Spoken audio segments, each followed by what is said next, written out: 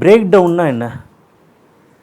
ஒரு சீன் எழுதுகிறோன்னா, இப்போ for example வந்து இந்த மாதிரி வந்து இன்றைக்கி கிளாஸுக்கு நீங்கள் கிளம்பி வரீங்க. உங்கள் வீட்டிலேருந்து கிளம்பி இங்கே வந்துட்டு இந்த என்ட்ரியில் ரெஜிஸ்டர் பண்ணிவிட்டு இங்கே உள்ளே வந்து சேரில் உட்காடுறீங்க. இதுதான் வந்து ஒரு சீன் வச்சுங்க.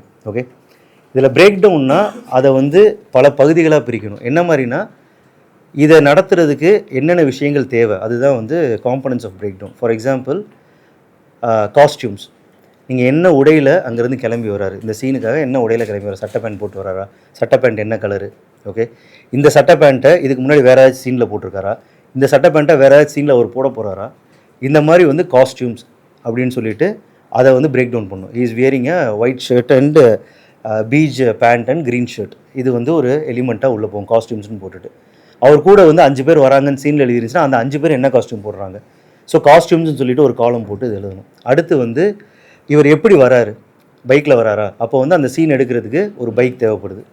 அது என்ன பைக்கு, அவர் என்ன ஏஜ் குரூப், அவன் வந்து என்ன வச்சுருக்கான், என்ன வண்டி வச்சுருக்கான், ஆக்டிவாக வச்சுருக்கானா, புல்லட் வச்சுருக்கானா, ஸ்க்ரீன் ப்ளே படி சீனுக்கு எது பெஸ்ட்டாக இருக்கும், அந்த கேரக்டரை அதில் கன்வே பண்ணுறதுக்கு எது பெஸ்ட்டாக இருக்கும்.